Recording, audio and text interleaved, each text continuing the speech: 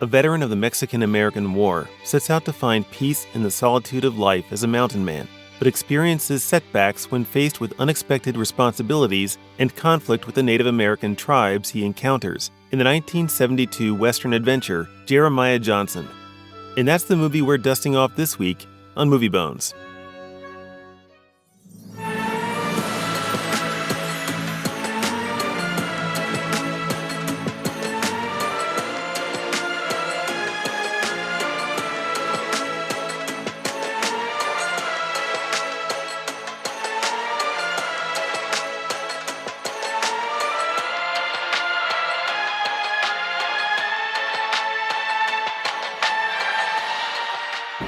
His name was Jerimiah Johnson.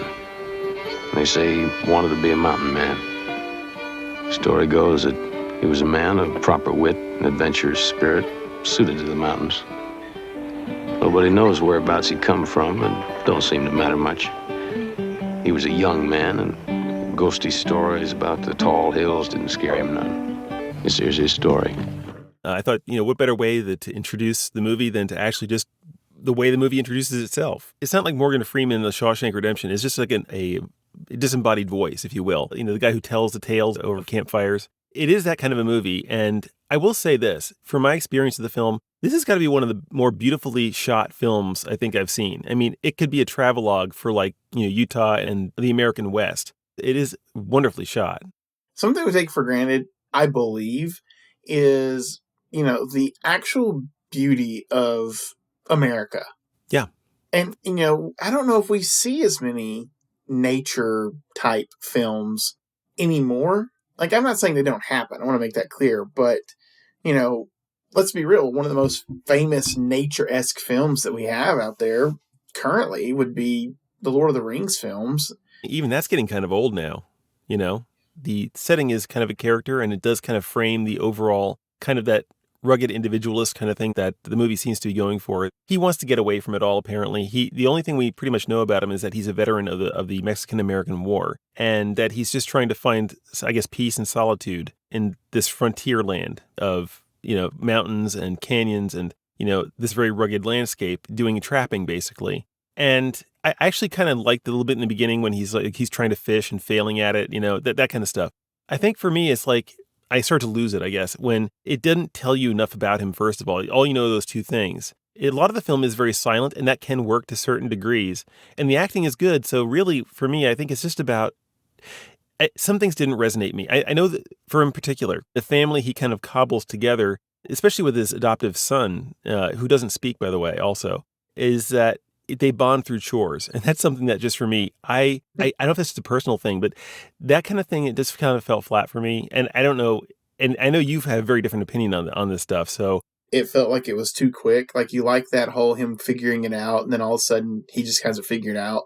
Yeah. Yeah, I get that part. I definitely do get that, because I was like, wow, because there's this whole survival aspect to the film that is really good, and that's how it starts. He's trying to figure out how to live on the land. And really, it's after one conversation. It's a scene with a character in the film that you don't see after that, which I kind of thought was a shame because I thought it was really good. Yeah, Bear Claw. After he talks with him, after he stays with him, we don't really know how long he stays with him. I imagine like a couple days. But after he's with him for like a couple days, he goes back out on his own, and then he's like good at this part of his life that he wasn't good at. Yeah, I agree. I think they could have spent more time on that. I think it would have been much more interesting in its own way if he had, if we saw a movie where he's like, it's a survival movie. Trying to figure out how to survive. Yeah, I mean, imagine this. Imagine if you take away the magic grandpa. He has to figure out all this stuff at the same time as he's still having these other things, because he kind of stumbles into the whole marriage thing. I mean, it's another mistake that ends up getting him a family. Another one, the kid he gets because he just has some compassion. And I do like that about that it's the only thing that kind of sets him apart from the other trappers and, loners out there, is that he actually cares about someone who's suffering and is in complete need. It did endear me to him somewhat, but just because he's doing it a little bit better than most of the other people. He still has his moments where that falls short too. But what I'm trying to say is, I guess, is that it would have been nice to see him have to struggle at the same time as having the family, and maybe even bringing those two other family members into those struggles with him. I think that would have been a great way to integrate those two parts. I probably would have liked the film a lot better had they been able to at least combine his struggles and then have other people come in and help him with that. That says so much for, I think, why it didn't resonate for me. It's because I needed something like that. I fully appreciate that. I get that. That's probably my lowest point of the movie. It would have been kind of something if, like, you got to see them teach him how to do certain things, because the child has been, probably grew up on the frontier. And then, of course, she's a native. So, she had her own ways of doing things. And it would have been kind of nice to see them teach him and they all grow together that way. And because one of the things I really loved about this movie, like, I like good found family movies. And this is a found family movie because they're all thrust together. Yeah. Oh yeah, like no option. I mean, in this environment, it's like, especially with the kid, it's like, the kid would be dead, without someone. The mother, despite when she lost her husband to the raid, she just kind of completely lost her marbles. She was incapable of remaining a parent. I would have loved to have seen some development on the kid too, because he's clearly been traumatized to the point where he doesn't speak. The development of the relationship between Jerimiah and the kid. Does he not ever talk? He never talks. At least not that I can remember. I mean, if he mumbles something. I thought there was one moment, but I couldn't remember. That's my thing. I can't remember. And here's the thing. In the end, the whole thing with the family, it's just used as a way to get into the revenge part of the story, to get him into this conflict with the Crow tribe. And it's like, it feels like it's been done kind of like how in, it's the same reason I can't watch John Wick, because the whole thing is about the guy is an assassin, but he's quit the business. They kill the puppy that his wife gave to him before she died. I was like, that feels cheap, And I'm like, that you didn't need to do that, man. It's like, can't we? And the way they lure him into the situation where he loses his family because it's basically a revenge for him crossing their territory, the Crow's territory, in sacred ground. And something he knew would cause trouble because he knows how volatile they are. It feels like, hey, you guys, you may need my help crossing, but I got to draw a line, man. If I do this, my family's toast. You got to feel at least that you're trying to. He has the protective instinct, but he compromises it for reasons I can't even understand, really. So that was another thing. It was kind of this inflection point where a movie where I was kind of a little squishy about. Anyway, for all the reasons I've been saying, is like, and then you do this. And now it becomes a revenge flick. I was like, okay, whatever, And so it's a story I'm starting to check out at this point. You know what I mean? Yeah, and like, I didn't hate that part of it where he loses himself in this whole, part and everything. Like, I thought that was neat. I thought the action was good there. I thought the way they did it, way they kind of like rolled with it was good there. But again, it comes at the cost of character development with other characters, and it comes at the cost of like good stories with other characters.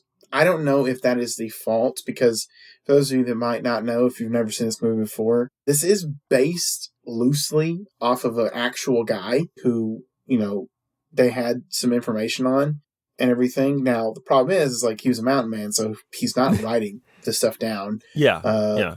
And let's be real, it could be more legend than anything, which in its own way is fine.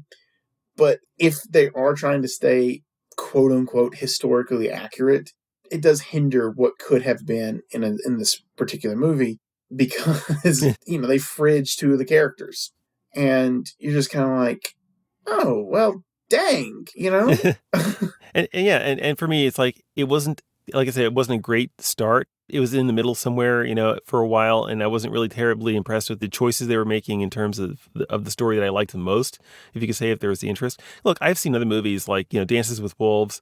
I don't consider that one of the all-time greats. It did win some awards, I think, but I looking back on it now, I think it was a pretty good example of the genre. I mean, and I enjoyed that more than I enjoyed this one. And it involves many of the same features, the guy's out in the wilderness.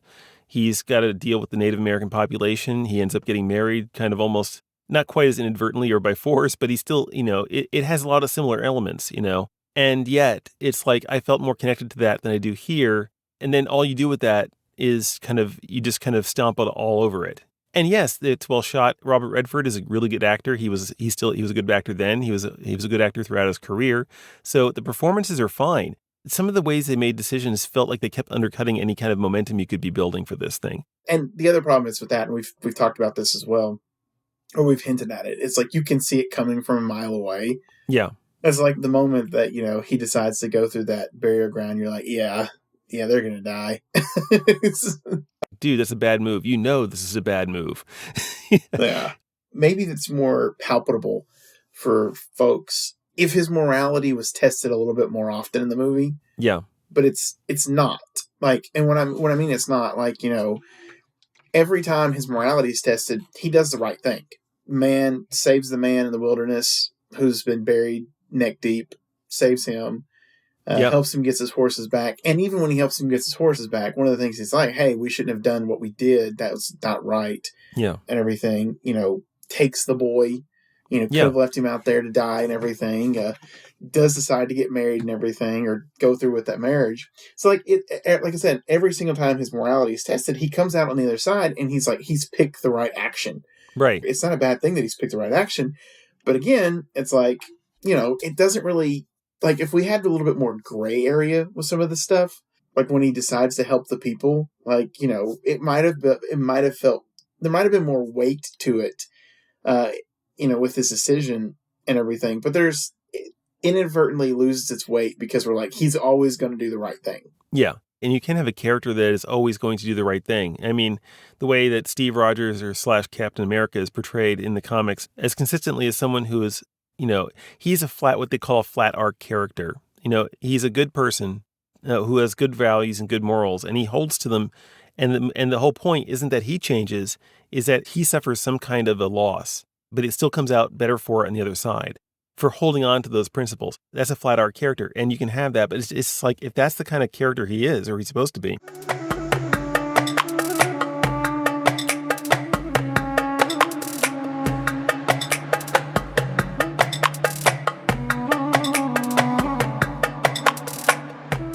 They're setting this guy up as a legend, right? And in my mind, a legend is like, Alexander the Great, someone who is a figure in history that is monumental. And maybe they're going for more of a kind of a smaller scale legend, and that's fine. But nothing in the story is that unique to him, or unique to the culture or the time, or unique to the experiences of the people around him, I would say. Because obviously these raids that have happened, that I've talked about, were happening to other people. Others have experienced these kind of setbacks. I guess what makes him legendary is he killed a bunch of people in revenge.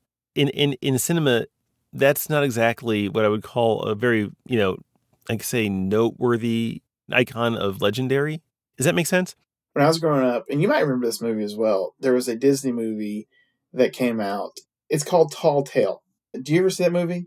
No, I'm thinking of Big Fish, though, for another reason. The three of the American legends that had that movie, well, four really, but it had Pecos Bill, Calamity Jane, John Henry, and Paul Bunyan. I remember this kind of now. And like, you have American legends like that, or American myths. And some of those myths are based off of real people in their own way. So like, I think Pecos Bill might have been someone that, I could be wrong. He could have actually, no, he's a fictional cowboy. You think about American legends or American myths, and I don't know if he just never caught on, Jerimiah Johnson never caught on, or if he kind of showed up in the lexicon a little bit too late for all that kind of stuff. But like, he exists in that same time period. I felt like you could see it in this movie that like, this is what they were trying to get at, was like an American legend like that. And sometimes the American legends, they don't really have like John Henry. I think John Henry dies at the end of his story. He feels like a character that's just lost in the mix of that. And I think I understand at least a little bit. I mean, as a director, as a creator, if you're tasked with taking this, whatever the legend is, even if it's a minor one that no one's heard of, it's something of an obligation to make sure that it actually feels legendary by the time it's done.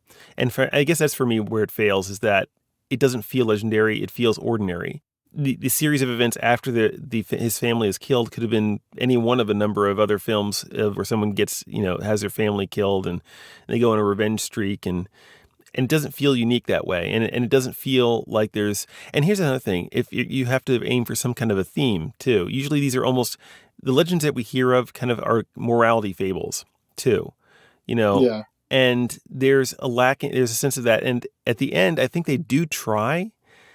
to have, there's this short conversation between Bear Claw, where Bear Claw comes back into the picture at the end, and Jeremiah Johnson's gone through all this hell, all this trauma, and they have a short conversation, some of which I actually missed. It was so soft-spoken that I didn't pick up on it, but it was almost like, what did you get from that? I mean, did it say anything to you about what this whole movie, what the purpose of it was? Because I was looking for something.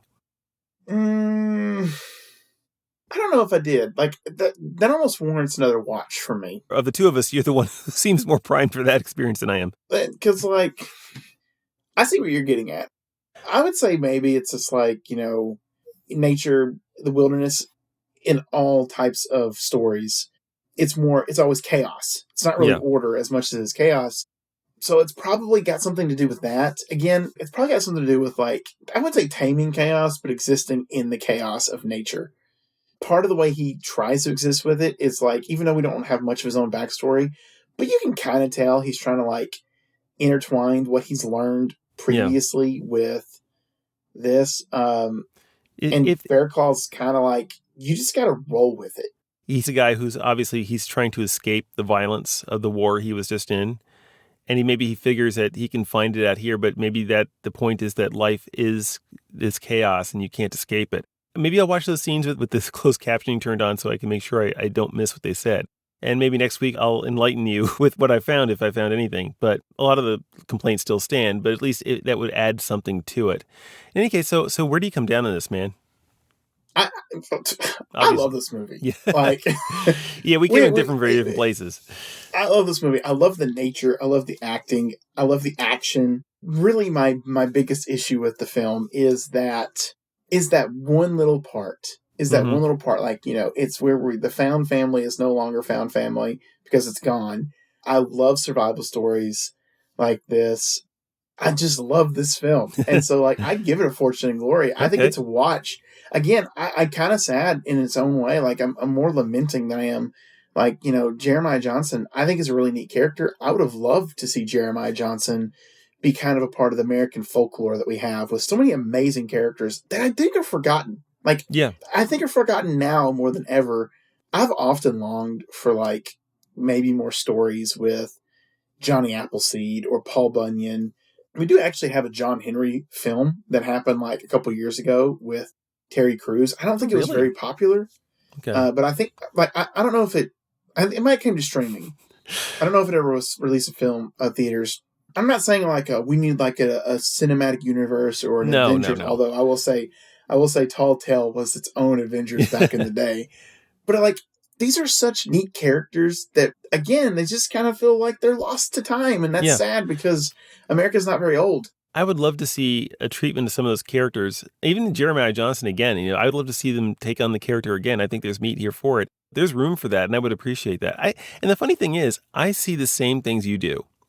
I love the cinematography. I think the acting is pretty good. I see a lot of the same things, and yet because of those, there's the obvious element you pointed out about them making that decision to kill his family, but also some of the way that they lacked the, they didn't intertwine the pieces. They didn't use their building blocks, what I would consider, in a way that actually made it more interesting for me. So yeah, for me, this movie came down to bad dates. I mean, this is one of those things about taste in movies and just what you see and how much you appreciate different aspects of it. But yeah, and for us, it's like that just means that Ryan is at the top of the scale, and I'm almost at the bottom. I'm probably not going to watch this whole movie again. It has a lot of epic things going for it. It just did not strike me, and that's where I'm at. What can I say? The two different people with two different perspectives, which is why you have review shows with two people. See, folks, it can't always be on the same level. It wouldn't be fun that way. So anyway, that's pretty much our take on Jeremiah Johnson. At this time, we'd like to remind our listeners out there that if you're having a good time with Ryan and me dusting off these old movies in search of celluloid treasure, please do like, subscribe, comment, and of course, follow us on your podcast purveyor of choice. Tell us what you think we got wrong. We're open to hearing criticism. And clue us in on a few of the titles you'd like us to see cover on future episodes, as long as they're available for free on Tubi, mostly Tubi, because this adventure comes with no strings attached. Tell the folks out there what we're watching next week, Ryan. Next week, I think we've got I'm going to trust you, Tubi. I'm going to trust what you say here, because I like the cast here, or at least I like the main character here. This is what Tubi says. Tubi says, in this Tennessee Williams masterpiece, a paradoxical drifter is drawn into the desperate lives of two passionate women in a small Mississippi town. This story stars Marlon Brando, Joan Woodward, Anna Magnani, and Maureen Stapleton. Is directed by Sidney Lumet. T is silent. This is the 1960s film The Fugitive Kind. I think, isn't Maureen Stapleton, do you know the old, was it the Archie Bunker show? Was it All in the Family? I'm going to look it up right now. Okay. Because look her up. I think that's what I recognize her name, Maureen Stapleton. I wonder if that's what I'm thinking of, if I'm remembering her from that. And she was obviously much older then.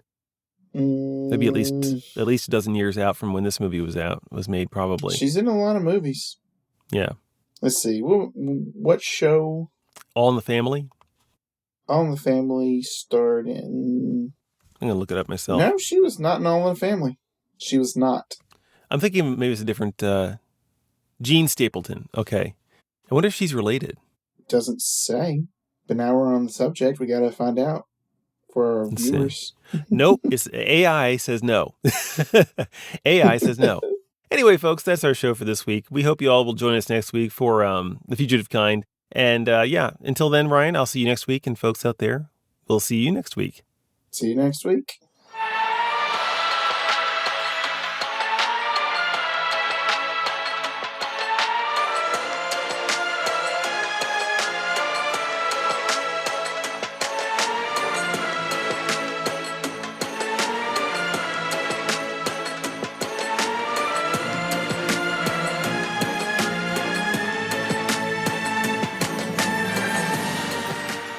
Sorry then.